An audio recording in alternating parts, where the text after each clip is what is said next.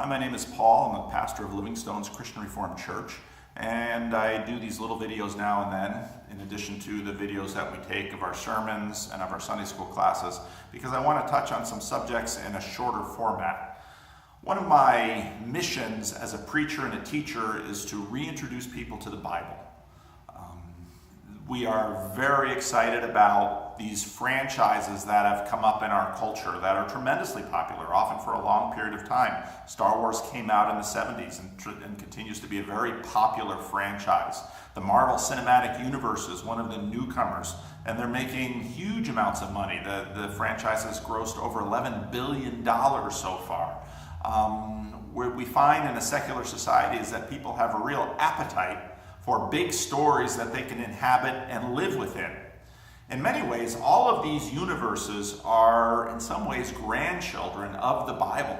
The Bible is the biggest, oldest franchise that the world has ever known. The Bible has been published and translated into more languages than any other book. The Bible isn't seen on national bestseller lists because it would be the #1 national bestseller every year at every time, so it would be boring to have it on the list. But the Bible is the granddaddy of all of these stories, and the Bible is designed for us to live within.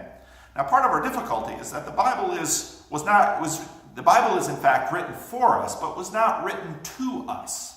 And so, in many ways, the Bible uses language that is very traditional, that in fact has been able to connect well with a huge diversity of cultures and times throughout the history of the world. Part of our difficulty in our secular space right now is a lot of the assumptions that the Bible makes about language we will understand, we're disconnected from.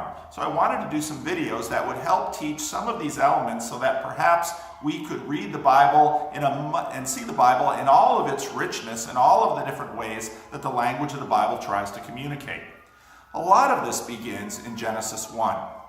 Now, I know Genesis 1 is fertile ground for people fighting over a number of things, but I often tell people if you want to understand the story of the Bible, you have to begin in Genesis 1, 2, and 3 and understand how it sets up the story.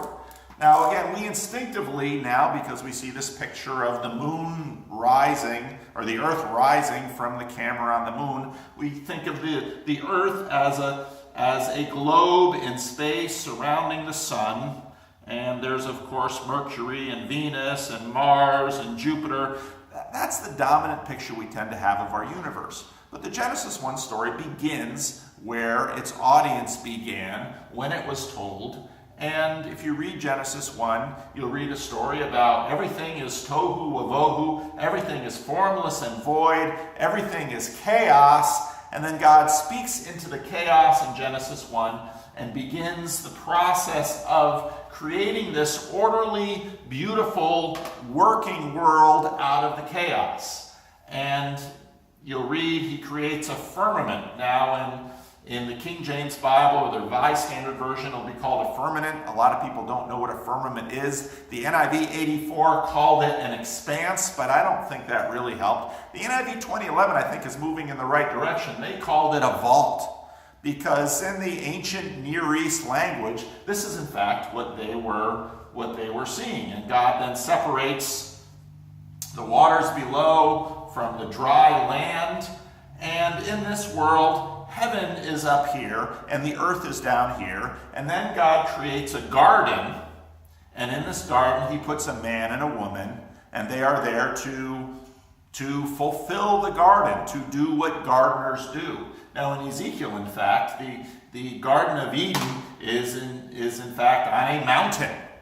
And that has importance in the language of the Bible. So this is how the story begins. And this is, in a sense, how the stage is set. And it is upon this stage that the drama happens. And the Bible will tell us that this is, in fact, the drama that we inhabit. And all of our actions within this drama have meaning within this drama. So that's how the stage is set. And these are how the stories, these are the stories that the elements that I want us to understand so that we can understand how the Bible communicates in the various ways it does. Now, my goal for these videos is not to go over 5 minutes, so I'm going to cut this one short, and then I'm going to start another one, and I'm going to begin to flesh this out. So if you like this or you find this helpful, I'm going to place this on Facebook. I'm going to put it on my YouTube channel. I'm going to put it in a bunch of places. Please leave me a comment, ask me a question, let me know what you think, and I'll try to respond to some of these if I can. Thanks for watching.